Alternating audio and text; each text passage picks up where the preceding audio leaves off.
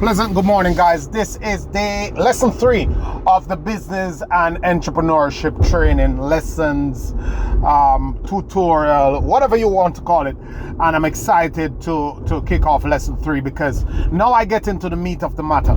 I'm still of the view, and I'm certain, and this is proven, this you can ask anybody who has been successful in business, some of the most successful business people, that business and entrepreneurship is 70% psychology and 30% mechanics. If you want to achieve a certain result, you can just go and model a system, and sooner or later you'll come close to that result. You'll get that result, or you go above and beyond that result.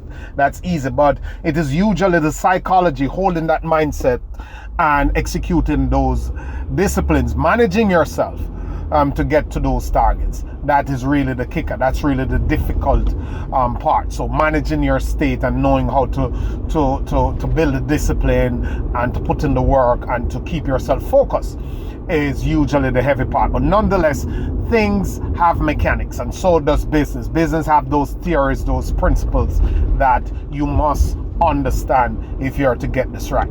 So there are about 5 core aspects of business that you have to figure out, that you have to deep dive into, that you have to some degree learn or master if you want to build a successful business and become a successful entrepreneur.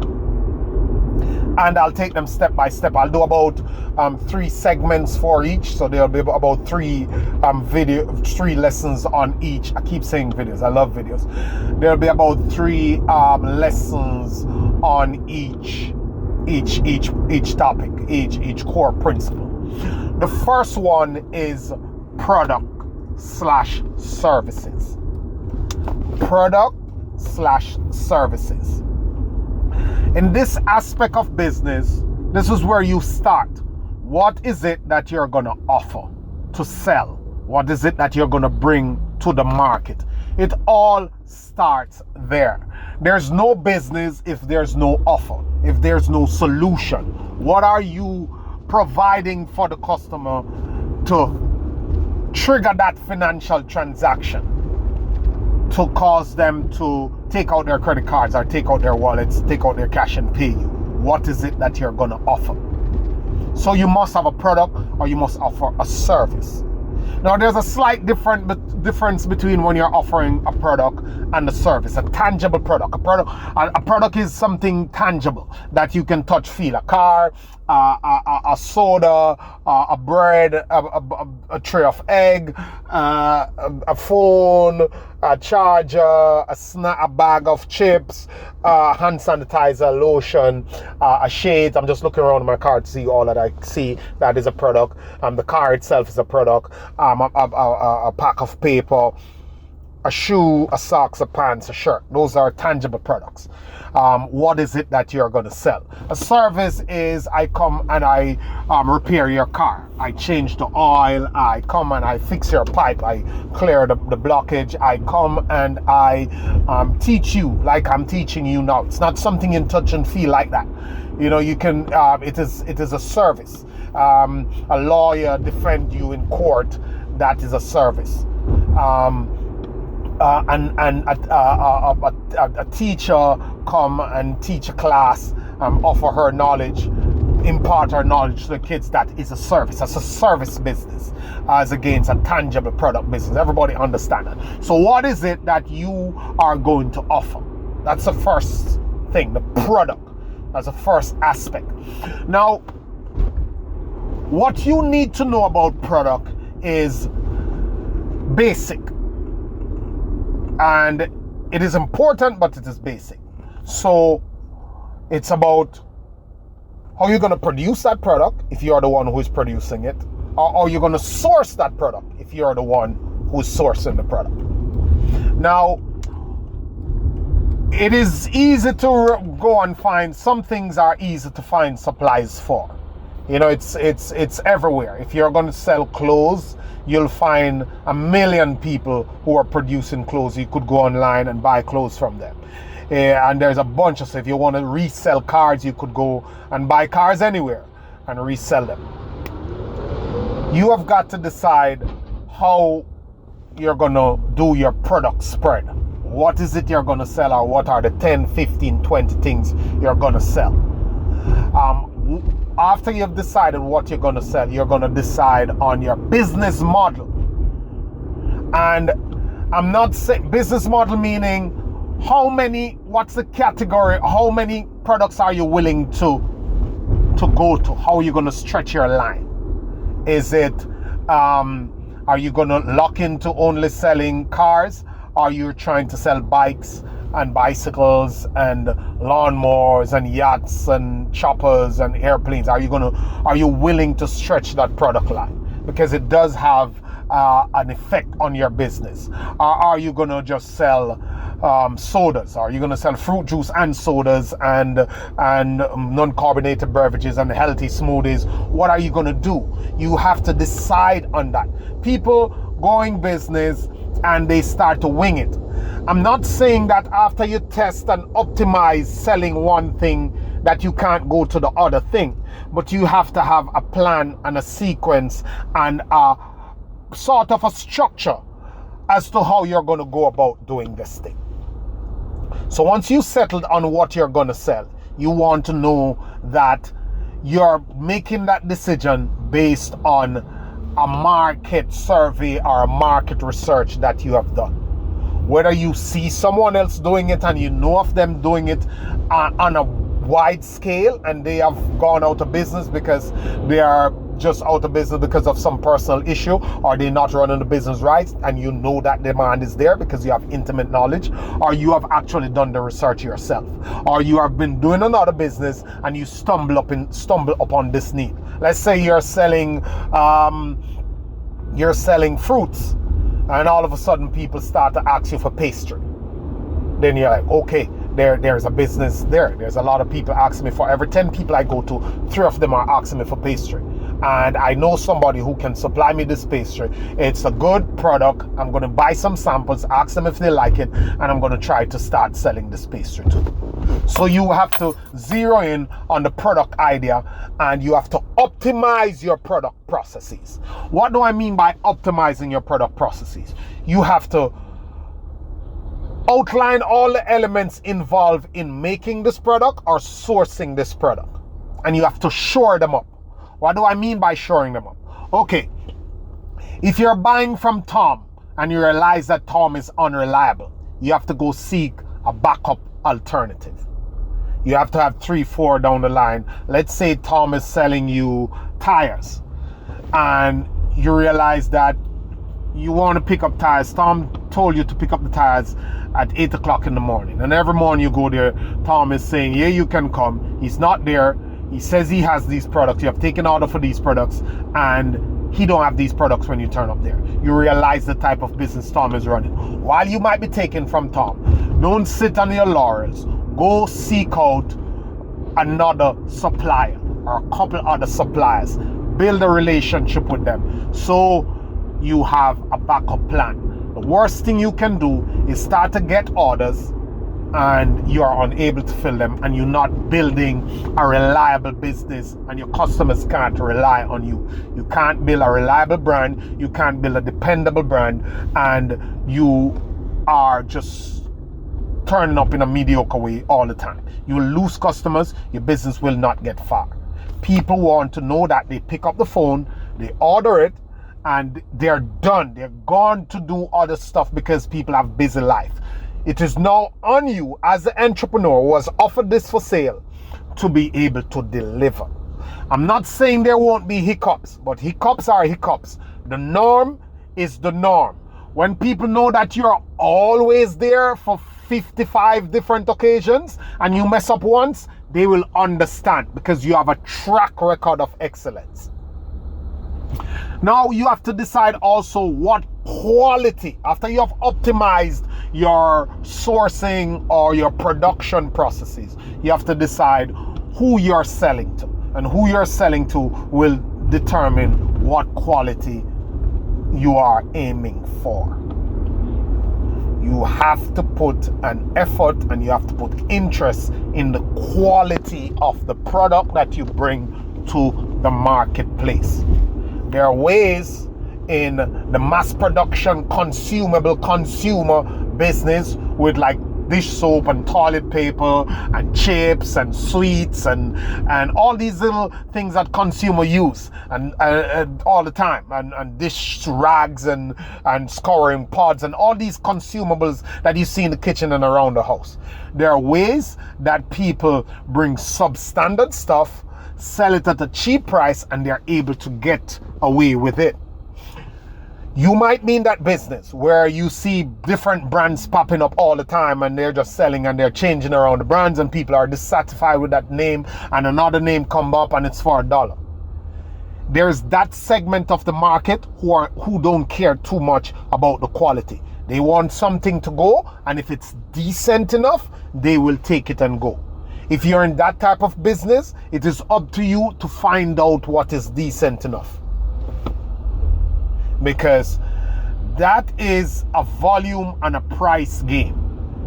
And big companies get into that because they have the customers coming through the door on autopilot, and they can get into that price game, that consumer fickle, fast moving game. And if you go into like the Chinese wholesale business, that's what they do. They bring all the crap that people don't care about. You're having a party and you bring a sanitary plate. It's crappy. Nobody cares. They eat out of the plate. They throw it out. If it's leaking, they take another one and put under the bottom, and they take some of the cheap napkin and they put with it, and they're gone. That's okay. You can get away with that.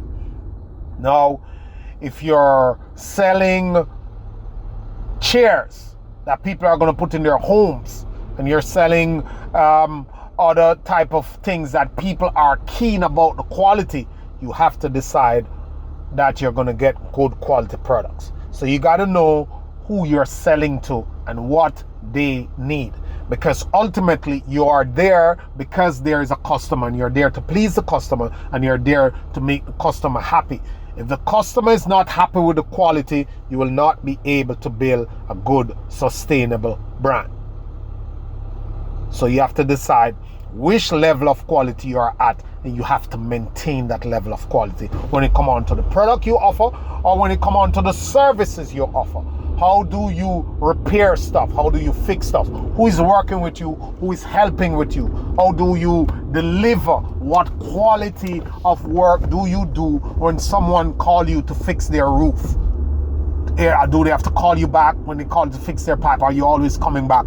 Or are you ensuring that if you're not the one doing it, the checks and balances are in place and you're giving your workmen quality products to do the job so it doesn't bounce back on you? I had a conversation with a contractor, and I say, like, the kind of work you do is self-marketing, because when you do well in a living room or bathroom, that sits there, and when you're gone about your business and somebody come over to the person's house and they use the bathroom, they're like, wow, who did this bathroom for you? I want to remodel my bathroom. I'd like this guy to come, because your reputation precedes you.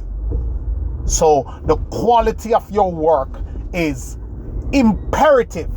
It's very important when it comes on to the product aspect of things. Quality. And the systems, that's why when I talk about optimizing, the system with which you deliver that product has to be good. You have to know how to source it timely, or how to produce it timely, and that the system that is sourcing and producing it is grade 4 simple. It cannot be complicated. If it's complicated and you step away from it, it will collide. It has to be easy. Your supplier has to know your people. So if you can't get there, they can go and it can still work. If you have a complicated supplier who is allowing you or your representative to drum through hoops to get the product, it is ridiculous. If you have to work with them for now, but find better suppliers who make it simple and who make it a breeze for you to come. You have to find reliable guys, or you have to have a reliable production processes. If you're making those goods, the first set of money you get, you have to get good equipment that can make the goods quickly, that can make the goods well, that can make the goods fast. you must invest in quality equipment and machines so you can produce and you can serve. If you're in the service business, you have to get the best tools. As a mechanic, you have to get the best tool as a plumber that can make the job go quicker. Do not shorthand on tools. Do not shorthand on paying a little bit more so that your supplies can come in on time, so that you have the best people.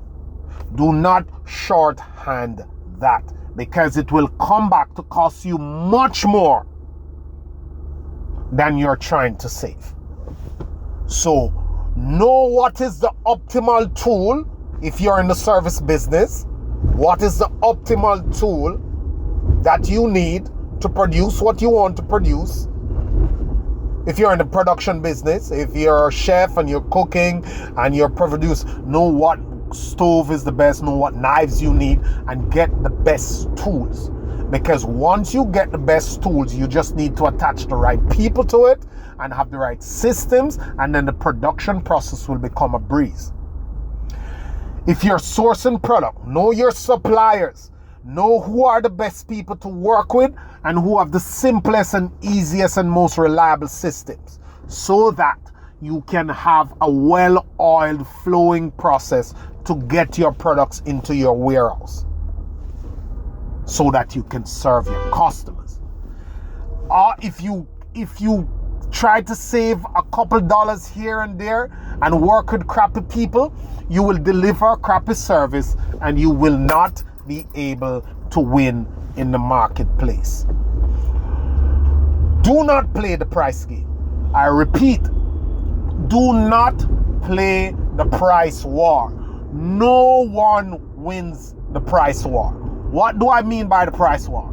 Trying to hustle down to the low level to sell at the bottom price, to discount it away to nothing, and then you're unable to provide quality products and service to people.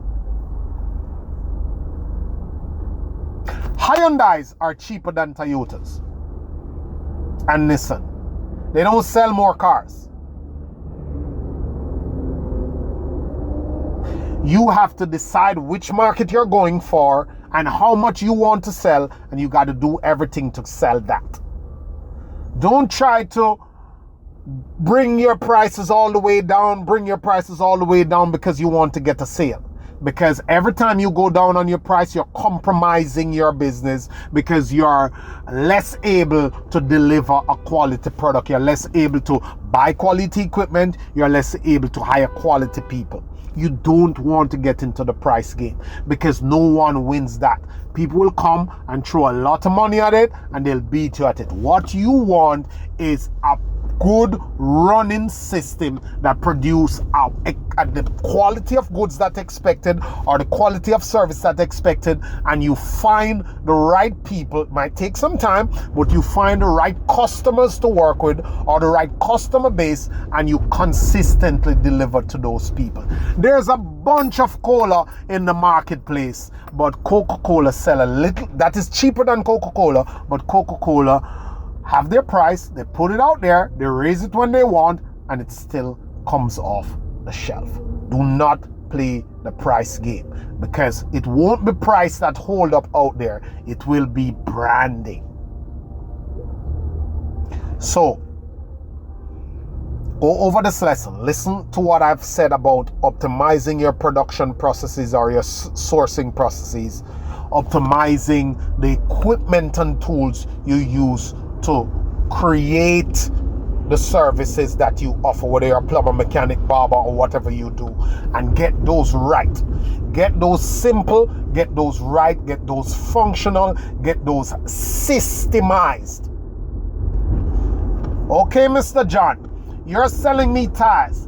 I buy tires on a Monday and on a Wednesday morning, or I buy tires every morning. I'm going to call you with the order the evening before I pick up. I give you the order and I'll pick up at 9. I'll send my guy. Where do they come? They drive up to the bay. they will be in a queue, and usually everybody gets through in 20 minutes. So if your guy gets here by 9 o'clock, he'll be out here by 9:30. Okay, thank you, Mr. Tom. Good. He goes over there, he pays at the window, he gets his slip, he goes to the window, he gets the tires loaded into his truck, he drives out. Simple. Okay, I have a plumbing business. I fix pipes. All right, you call me and tell me what's wrong with your pipes. I come in, or I give you a quote. If I can't assess it, I come on spot, I assess your thing, I tell you what the price is, and I repair it. I tell you what time it's going to take to repair, and I tell you how I collect payment, and I go. That's it. Or my guys will come, my guys will tell you what is wrong with it. They will call me to approve the bill. I'll approve the bill for you. I get on the phone with you. We determine the price. We agree on the price. You sign something, and I'll do the work, and you pay me. Simple systems.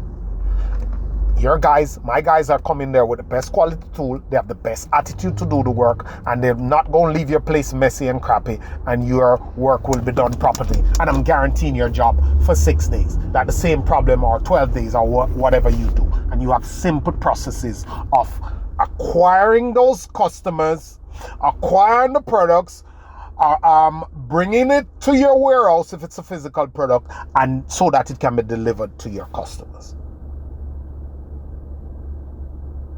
That is it. You have to optimize where you get your products from and how you deliver your services, products and services, and you have to get the right. You cannot scrimp and be stingy about the quality of the tools that go into your processes, and you must vet your suppliers, and you must, of the raw material or of the finished products that you buy, or the raw materials that you use in producing your goods, and you must have systems that flow, simple systems that can be outlined, that you could hand me on a piece of paper and to say, this is how it works 99.9% of the time. You have to optimize that and make sure you have that in a system, and make sure you have the right elements, and you have quality elements in that system. Both the tools, both the people, and everything that is involved in the product and the service, or the service that you sell. Thank you. In my next video,